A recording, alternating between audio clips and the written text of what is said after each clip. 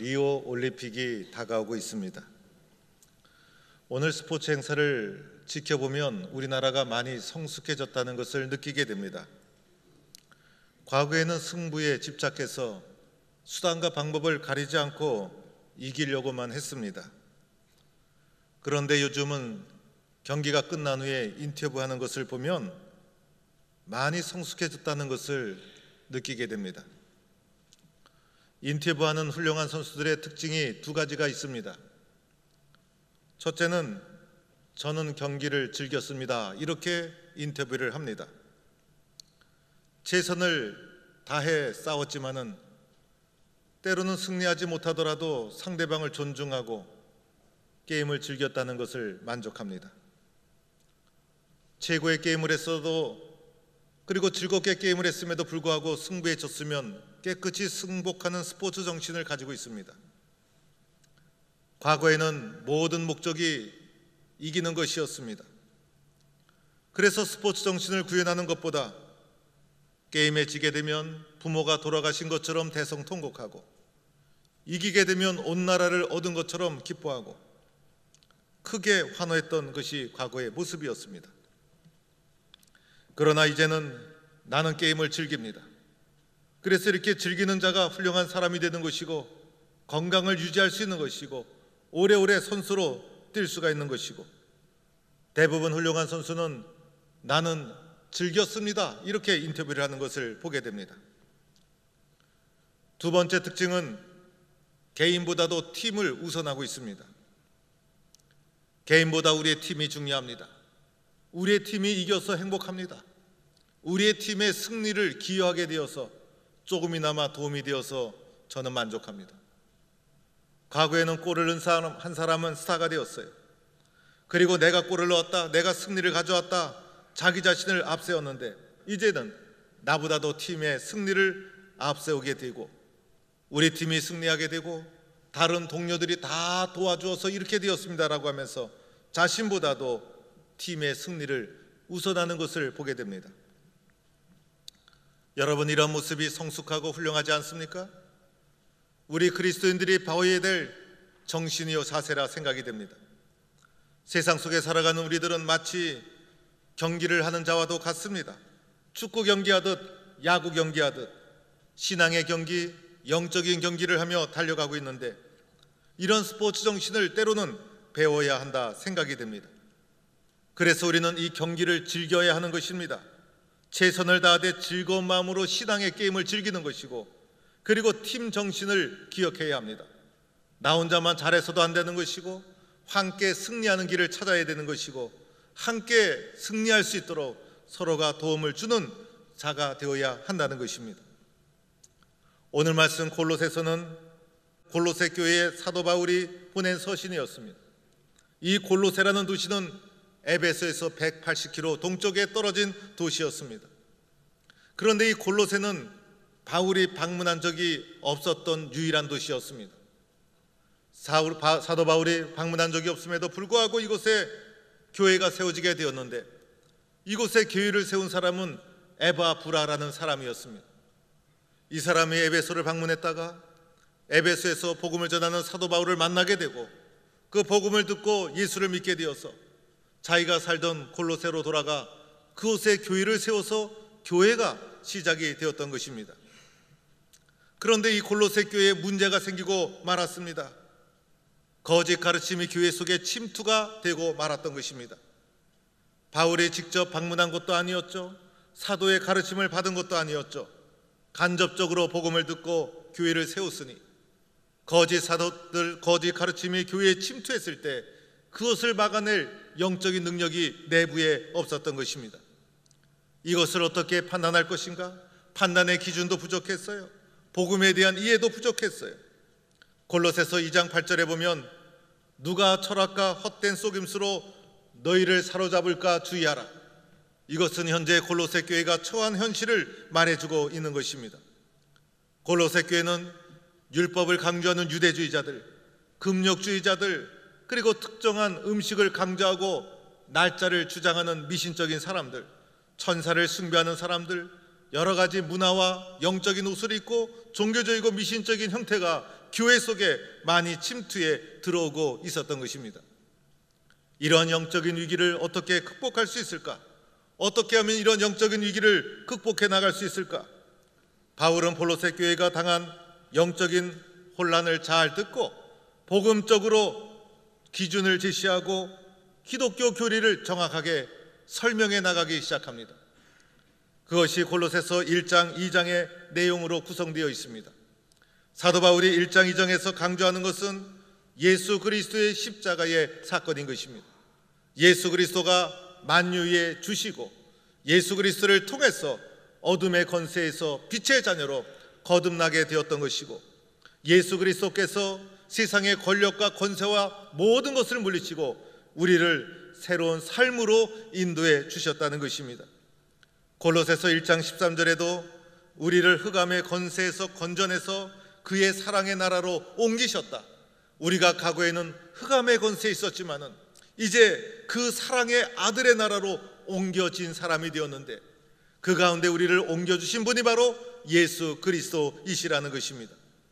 예수 그리스도는 하나님의 형상이요 모든 피조물보다 먼저 나신 분이요 만물이 다 그로 말미암아 지음을 받은 것이고, 그 십자가의 피로 우리를 화평케 하시고 하늘에 있는 것이나 땅에 있는 것이나 모든 것이 그리스도 예수 안에서 화평을 이루었다는 것입니다. 골로새서 1장 2절 1장과 2장을 살펴보면 철저하게 예수 그리스도의 중심에 복음을 증거하고 있습니다. 예수님 안에 세상의 모든 지혜와 지식이 담겨 있다는 것입니다. 세상의 그 모든 것은 초등학문에 불과한 것이고, 세상의 초등학문과 불과한 것에 현혹되지도 말고 따르지도 말고 숭배해서도 안 된다는 것입니다. 예수 그리스도를 떠나서 미신적인 것을 두려워하거나 그리고 그런 것을 추종해서도 안 된다는 것입니다. 철저하게 예수 그리스도의 중심의 말씀을 전하고 있는 것입니다. 예수 그리스도만이 유일한 분이요 예수 그리스도가 최고의 지식이요 예수 그리스도가 가장 고상한 분이요 예수 그리스도께서 모든 것을 성취한 분이시요 예수 그리스도만이 우리를 구원으로 인도하시는 유일한 분이라는 것을 1장과 2장에 걸쳐서 철저하게 말씀해주고 있는 것입니다. 3장 말씀에서는 어떻게 사는 것이 올바른 믿음의 삶인가를 말해주고 있는 것입니다. 먼저는 3장 1절에 이렇게 우리에게 말씀해 주시고 있습니다. 그러므로 너희가 그리스도와 함께 다시 살리심을 받았으면, 그러므로 너희가 그리스도와 함께 다시 살리심을 받았으면 하면서 3장이 시작되고 있습니다. 여기서 중요한 단어는 그리스도와 함께라는 단어입니다. 그리스도와 함께 뗄래야 뗄 수 없는 존재가 되었다는 것입니다. 이제 우리는 그리스도와 함께 다시 살리심을 받은 존재라는 것입니다. 그리스도가 내 안에, 내가 그리스도 안에, 예수님과 나는 뗄래야 뗄 수 없는 새 사람이 되었다는 것이죠. 3절에도 내 생명이 그리스도와 함께, 4절에도 그리스도와 함께. 그래서 3장에서 이어지는 우리들의 개인적인 삶을, 자세를 권면하면서 우리들에게 주어진 새로운 신분이 있는데, 그것은 그리스도와 함께 살게 된 새 사람이 되었다는 것입니다. 그리스도와 함께 사는 사람, 그리스도와 함께 동행하는 사람, 그리스도가 내 안에 있는 사람, 내가 그리스도 안에 있는 사람, 이것이 변화된 나의 신분이라는 것입니다. 그리스도와 함께 다시 살리심을 받았다는 것이죠. 다시 살리심을 받았다는 것은 죽었던 적이 있다는 것을 전제하고 있는 거예요. 다시 살리심을 받았다는 것은 죽었던 적이 있다는 것을 전제하고 있는 말씀인 것입니다. 그리스도와 함께 다시 살리심을 받았다는 것은 내가 그리스도와 함께 하는 그 순간, 내가 그리스도를 영접하는 그 순간, 예수 그리스도를 믿는 그 순간 나에게는 죽은 것이 있고 새롭게 살아난 것이 있다는 것입니다. 그래서 그리스도와 함께 다시 죽고 다시 살리심을 받았다, 이렇게 말해주고 있는 것입니다. 그러면 그리스도와 함께 죽었던 것이 무엇일까요? 그리스도와 함께 죽어야 할 것이 무엇일까요? 그리스도와 함께 죽어야 될 것은 땅에 있는 것, 땅에 속한 지체들은 죽어야 한다, 이렇게 말해줍니다. 우리가 죽어야 될 내용이 5절 이하에 나오고 있습니다. 먼저는 음행과 음란이 죽어야 된다는 것입니다. 타락한 본성에 얼마나 음란한 본성이 도사리고 있습니까? 이것이 죽어야 한다는 것입니다. 사욕이 죽어야 한다고 합니다. 더러운 욕망을 가리키고 있는 것입니다. 개인적으로 추구하는 잘못된 욕망들 죽어야 한다는 것입니다. 악한 정욕도 죽어야 한다는 것입니다. 자신의 정욕을 악한 방법으로 추구하는 욕심, 이것도 마땅히 죽어야 한다는 것입니다. 탐심도 죽어야 합니다. 탐심을 우상숭배라고 하는데 우상숭배는 결국은 개인적인 탐심의 결과라는 것입니다. 이 모든 것은 타락한 본성에서 나오는 것이고 예수 그리스도와 함께 십자가에서 이미 다 죽었음을 선포해야 된다는 것입니다. 9절과 10절에도 계속해서 죽어야 될 것이 나옵니다. 분노가 죽어야 합니다. 오늘날 우리들은 분노 조절을 잘하지 못해서 장애를 겪는 적이 있지 않습니까? 이 분노가 마땅히 죽어야 한다는 것입니다. 노여움도 죽어야 한다는 것입니다. 악한 의도, 다른 사람을 악한 의도를 가지고 공격하는 것, 이것도 죽어야 한다는 것입니다. 다른 사람을 비방하고 회방하고 쓰러뜨리고 넘어뜨리는 것, 이것도 그리스도 안에서 마땅히 죽어야 한다는 것입니다. 부끄러운 말도 죽어야 합니다. 우리가 되돌아보면 우리 입에서 나오는 부끄러운 말들이 얼마나 많습니까? 이것 또한 죽어야 되는 것이고 또한 거짓말도 죽어야 한다. 상습적으로 습관적으로 하는 거짓말, 이것도 마땅히 죽어야 한다는 것입니다. 내가 죽어야 될 이 모든 것 중에 혹시 나에게 해당되는 것은 없는가? 그리고 내가 가장 약한 것은 무엇인가? 내가 반복적으로 약하고 쓰러지고 있는 것이 무엇인가? 그리고 내 마음에 가장 걸리는 것이 무엇인가? 그런데 더 큰 문제는 이러한 것들이 골로새 교회 안에서 일어나고 있었다는 것입니다. 어느 날 교회 안에서도 예수 믿음에도 불구하고 마땅히 죽어야 될 것이 죽지 못해서 우리 가운데 이런 것이 또다시 일어날 수 있다는 것입니다. 이 모든 것이 끊임없이 나에게 영향을 끼칩니다. 우리는 이러한 땅의 지체에 얽매이며 살아가고 있어요. 과거에 우리는 이것에 살면서 이렇게 행동하고 우리의 삶에 익숙한 요소들이었습니다.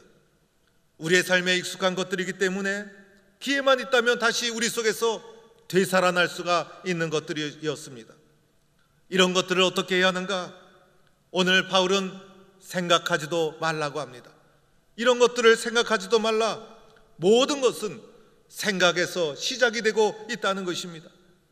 이러한 모든 것들은, 땅의 지체들은 아예 생각하지도 말라. 그리고 더 나아가 이 모든 것들은 마땅히 죽어야 한다는 것입니다. 오늘 3절 말씀에도 죽었고 라고 하면서 현재 완료를 가리키고 있어요. 그래서 이 땅의 모든 지체는 이미 그리스도와 함께 다시 살리심을 받는 그 순간 우리 속에서 이미 죽었다는 것입니다. 5절에 가서는 땅에 있는 지체를 죽여라 라고 하면서 명령형으로 우리에게 말씀하고 있습니다. 명령은 순종해야 되는 것이죠. 그래서 이 모든 것은 순종해야 된다. 그래서 죽었음을 인정하고 그리고 죽이라는 주님의 명령 앞에, 말씀 앞에 순종하고, 그래서 우리는 땅의 지체의 것을 죽이는 자가 되어야 한다는 것입니다. 죽는 자는 말이 없는 것입니다. 사도 바울은 이렇게 고백했죠. 나는 세상에 대해서 죽고 세상은 나에 대해서 죽었다. 나는 세상적으로 죽은 사람이다. 그리고 세상은 나에 대해서 죽었다. 세상의 그 어떤 것도 나를 유혹할 수가 없다. 세상 앞에서 죽음을 선언한 사람이 사도 바울이었습니다. 우리도 세상 앞에서 이 모든 것이 죽었음을 선포해야 된다는 것입니다. 이것이 죽지 않으면 거짓 가르침이 교회 속에 들어올 때 우리 속에 과거에 익숙했던 탐심과 욕심과 정욕이 되살아나서 이것이 나의 삶을 위협하고 개인의 삶을 쓰러뜨리고 공동체를 혼란케 하고 결국은 하나님의 진노를 피할 수 없는 존재가 되고 만다는 것입니다.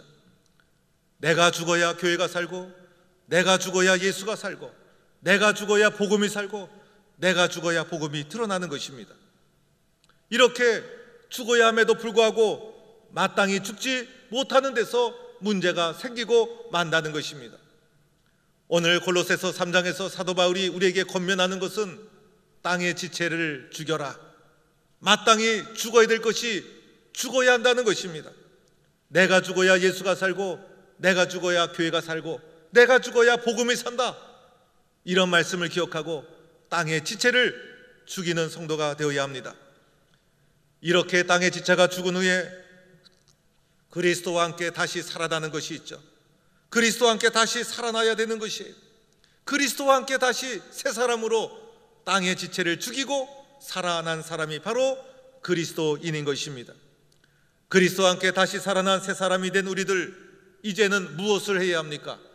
위의 것을 추구하는 자가 되어야 한다는 것입니다. 위의 것을 찾아야 한다는 것입니다. 여기서 말하는 위의 것은 바로 그리스도 예수를 가리키고 있는 것입니다. 예수님을 생각하고, 예수님을 사모하고, 예수님을 본받으려 하고, 예수님의 성품을 배우려고 하고, 예수님이 보여주신 대로 그 길을 걸어가고, 예수님 때문에 기뻐하고, 예수님 때문에 감격하고, 우리의 삶의 중심에 예수님이 있어야 된다는 것입니다. 내가 살아있다면 우리는 무언가를 추구하는 자가 되는 것이에요. 세상에 살아있는 모든 존재는 무엇인가를 추구할 수밖에 없는 것입니다. 내가 살아있는 성도라면, 내가 살아있는 그리스도인이라면, 내가 살아있는 새 사람이라면 그리스도께서 계신 그곳을 바라보고 사모하고 추구하는 자가 되어야 한다는 것입니다. 이것이 우리들의 기본적인 삶이 되어야 한다는 것입니다. 따라서 그리스도 안에서 과거의 옛사람이 죽고 새 사람으로 새롭게 태어난 우리들은 땅의 지체를 죽이고 위의 것을 사모하는 삶을 살아가는 것, 이것이 그리스도인들의 가장 기본적인 삶의 태도라는 것입니다. 그 청년 바보 의사 안수연이라는 책이 있습니다. 여기에 소개된 의사 안수연은 33살에 그만 유행성 출혈로 짧은 삶을 마감한 젊은 의사였습니다. 33살의 안수연 의사가 죽고 나서 3년 뒤에 그의 죽음을 안타까워한 동료 의사가 그에 대한 여러 자료와 그가 어떻게 살아왔는지 그의 삶의 밭자취를 모아서 책으로 엮어서 책 제목을 그 청년 바보 의사 안수연이라는 책을 발간하게 되면서 이 청년에 대한 삶의 모습이 세상 속에 알려지게 되었습니다. 책 제목이 말해주고 있죠. 바보 같은 삶을 살았다는 거예요. 세상적으로 보면 바보 같은 삶을 살았다는 거예요. 그런데 바보 같은 삶을 살았음에도 불구하고 이 젊은 의사의 죽음이 너무 안타까워서 책으로 발견해서 오래오래 기억하고자 하는 것은 바보 같은 삶을 살았음에도 불구하고 그러나 닮고 싶은 분이었다는 것입니다. 정말 닮고 싶은 분이었기 때문에 이 사람의 삶을 기억하기 위해서 그 청년 바보 의사 안수연이라는 책으로 세상 속에 알려지게 되었습니다. 이 젊은 의사가 33살에 그만 갑자기 죽게 되었습니다. 그가 죽었을 때 조문객이 자그마치 4,000명이었다고 합니다. 청소부 아줌마, 구두 닦기 아저씨, 교회 선후배, 간호사, 동료의사, 병원 직원 등 무려 헤아릴 수 없을 정도의 조문객들이 밀려오는데, 영락교회 청년이었는데 한경직 목사님 이후로 이렇게 많은 조문객이 온 적이 없었다는 것입니다. 이 청년은 어릴 적부터 영락교회에서 신앙교육을 받으며 성장했습니다. 예수님 닮기를 소망했던 믿음의 신실한 청년이었습니다. 의대에 진학하고 의사가 되어서 의료 선교에 앞장서게 됩니다. 군의관으로 복무하면서도 많은 봉사를 하게 됩니다. 구두 닦는 아저씨에게도 90도 인사하는 의사였다고 합니다. 청소부 아줌마도 귀하게 여기고 한 사람의 인격도 소홀하게 여기지 않았다는 것입니다.